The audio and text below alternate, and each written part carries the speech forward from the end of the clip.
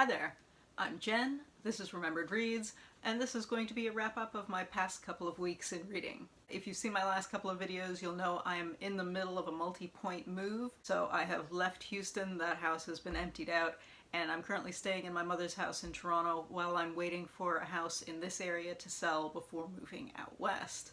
So, a bit crazy, but never mind that, let's talk about books. I'm going to go in reverse order this time and talk about what I'm currently reading and go back to whatever I was reading before I moved. What I'm reading currently is David Rohde's Endgame. The subtitle on this one is The Betrayal and Fall of Srebrenica, Europe's Worst Massacre Since World War II. This is an overview of the massacre that happened and the lead up to it. It is told basically through the eyes of 3 peacekeepers, 2 members of the Serbian forces, and 3 of the Bosniak locals. As the subject matter would suggest, this is incredibly depressing and incredibly heartbreaking. In terms of writing style, because we are following these individuals, it definitely gives it that personal edge. I found it to be incredibly slow going in the beginning, but I think the trouble with a book like this is that you don't know how much background about the history your reader is bringing into their experience of this. So the trouble was, because I've read other things about this, I found the lead up to be a little unnecessary, but if this were your introduction to the whole situation, that would be essential. So while I found it slow going for about the first 150 pages, I think a lot of people would need that, so that's not necessarily a critique of the book as opposed to just my experience of reading it. It is incredibly depressing, and if you've lost your faith in humanity, this will not help you regain it for the most part. But yeah, it's quite well done, at least so far, and quite powerful. So if you are interested in this period in history or in Balkan history in general, it's definitely worth picking up. Next up is a book that I just finished this morning, and that is Helen MacDonald's H is for Hawk. I listened to the audio version of this, and it is narrated by the author. This has gone the rounds on BookTube. I think a lot of people have read and discussed this, so I don't know how much I can add to it. It is part memoir of the author's going through her grief after the death of her father, one part a biography of T.H. White, and one part her experience training a goshawk for falconry. I found it very engaging, and I think a lot of that had to do with the fact that the author was reading it herself, so she could put a lot of emphasis on certain things over others. And there were a few points where I think I would have read some of her expressions of grief as being a little less serious than I think they were because of the way she read it. And I did think a few times that, oh, that's hyperbole, but because she was reading it and giving it that kind of power, I had to realize that no, she means that. Which was interesting. I didn't find her level of grief to be particularly relatable. It seemed a little over the top to me personally, but of course everybody experiences grief differently, so I mean, I can't really critique that, except that there were a few points that made me that genuinely made me think, really? But that seems really insensitive of me to say. But one thing that I thought was interesting when I looked at the reviews of this on Goodreads was that a number of people seemed confused as to how experienced she was as a falconer. And it's mentioned a few points in the book where she mentions how training the goshawk differs from smaller hawks and falcons that she had trained in the past. But because there's never a focus on that, I saw a number of reviews from people who thought that she took up falconry at this point in her life, when in fact she was an experienced falconer. She just had never trained this species of hawk before, and that's the experience that she's discussing. So I thought that maybe that's something that needed to be more explicit if so many people were missing that element.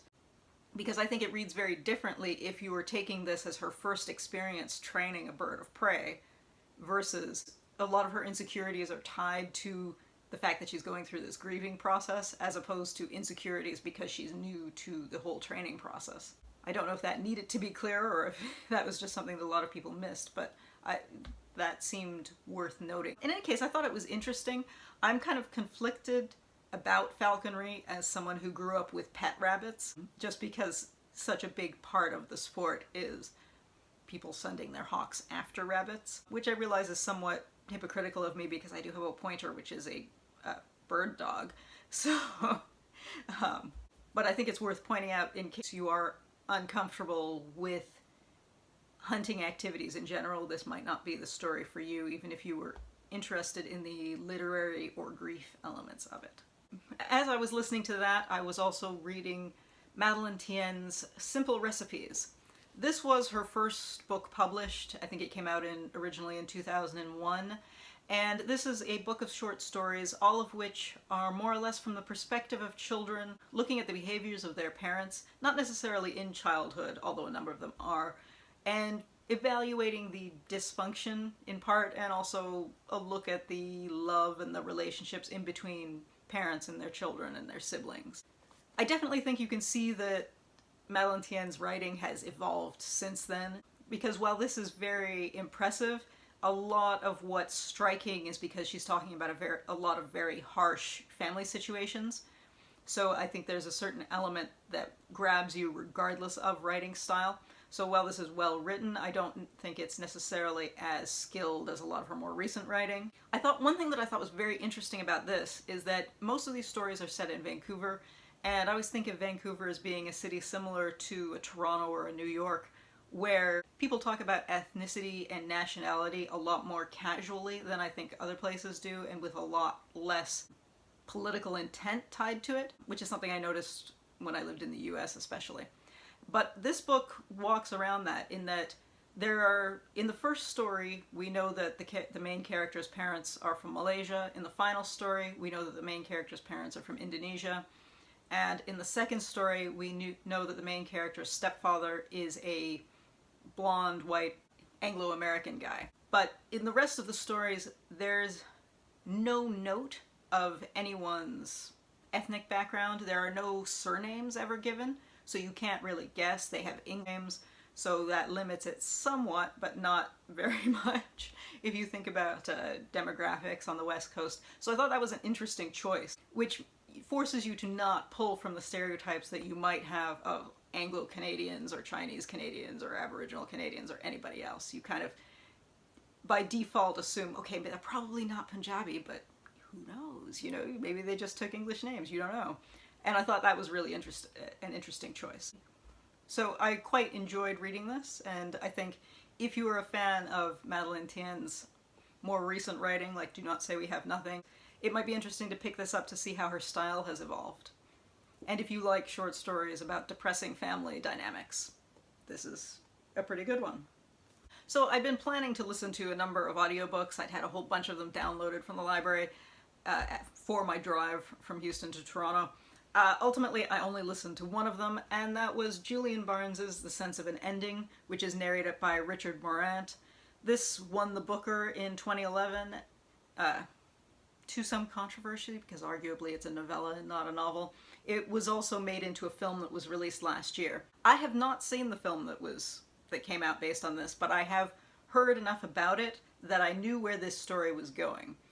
Which I mentioned because I normally don't care about spoilers in general, and I would normally say that I especially don't care about them when it comes to literary fiction, where it's normally not plot-driven.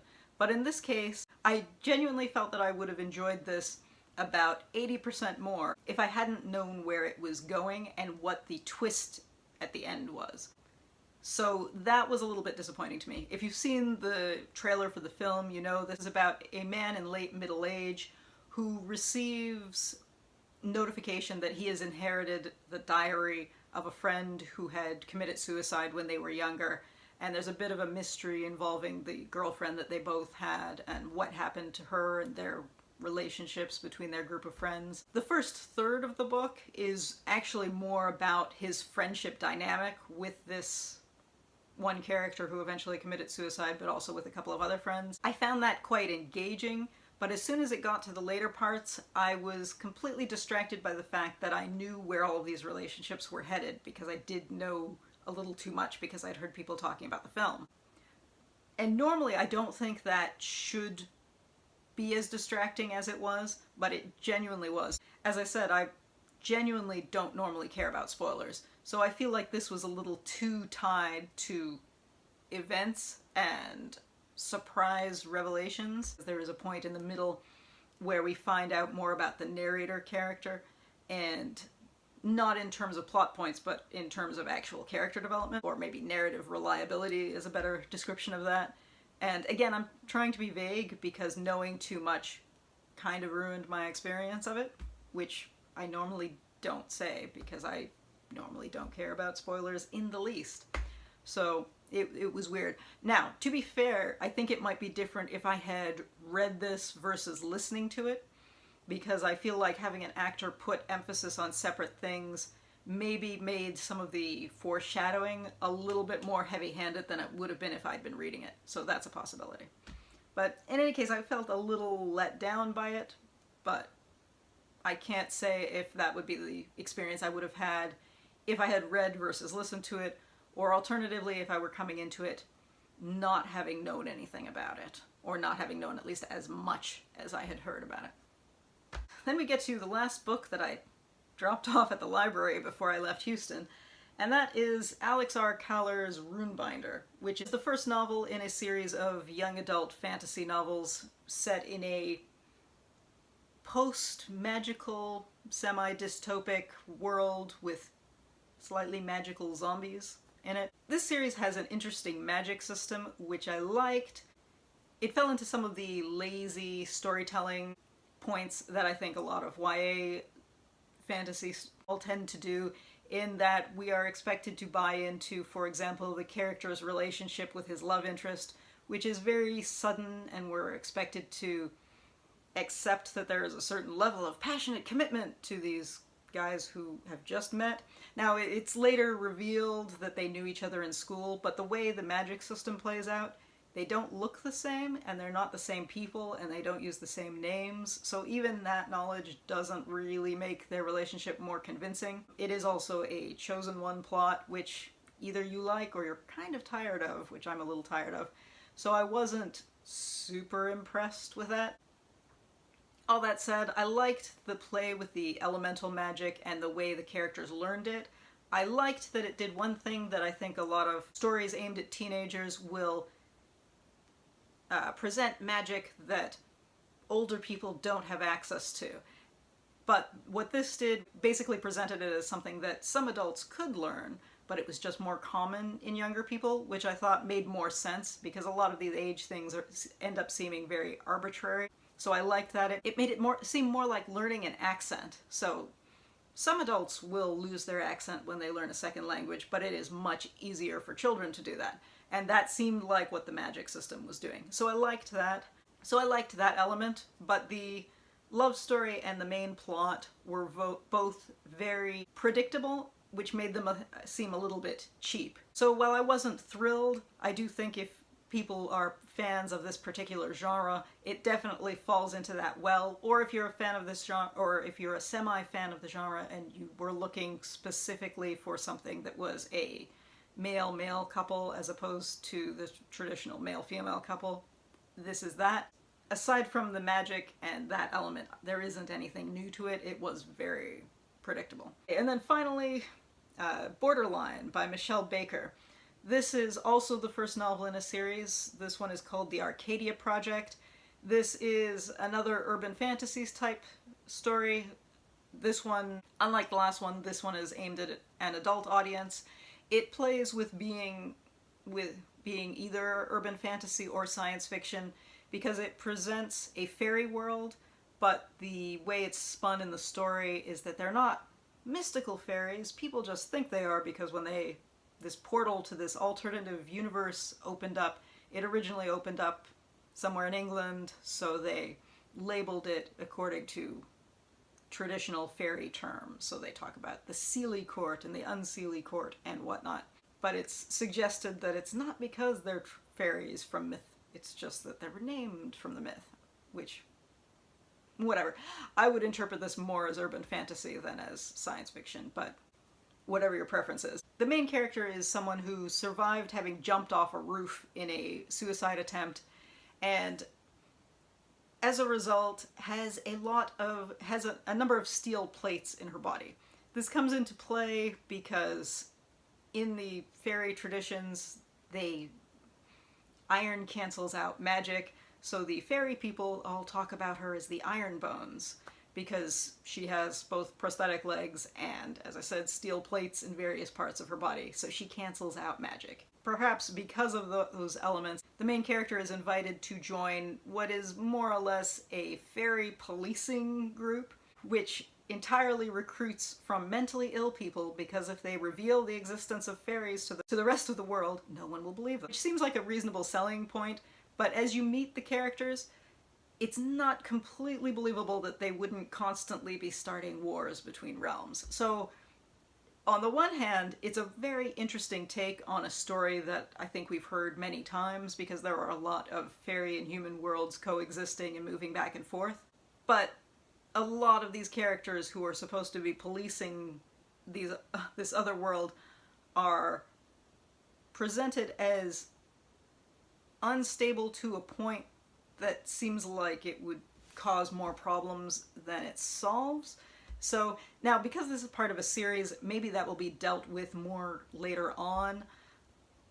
But as it stood in this, I wasn't completely sold. It was a lot of, there were a lot of elements that were great on paper, but I didn't think completely worked. The other main flavor of this is that it's set in Hollywood, and that a lot of famous directors have fairy partners that they get their inspiration from. And there are a lot of jokey things of like, except for Steven Spielberg, because he's a wizard, so he doesn't need a fairy partner. A lot of stuff like that, which is the kind of thing that you either laugh at and enjoy, or you roll your eyes at and dock disappoint. So I went back and forth between that, where I thought it was fun at first, but when we got more and more of it, I got a little tired of it. So I'm really on the fence about this. There are a lot of elements on their own that I really like, because it was doing a lot of new things with a story that is pretty tired overall. But at the same time, I didn't think they worked as well as they could have. Now, this has won awards, so I think a lot of people like this a lot more than I did. And I did enjoy it, because I thought it did interesting things with a plot we've seen before, so I appreciated that. But I will read the next one in the series, because I'll be curious to see where they head with that, and I think the author may well run with this in more interesting directions and have it come together a little bit better, because there are a number of points there where I'm really on the fence about how it works, and depending on where she takes it, I think this could end up being brilliant, or it could just fall apart. But either way, I'll be curious to see where that goes. Alright, so that's been my last couple of weeks. I hope you've had a good couple of weeks yourself and are enjoying September as the seasons are changing. Probably less dramatically than they are for me, having just driven 3 days north, because so obviously the weather is quite a dramatic change at this point. But yeah, that's it for now. Ciao.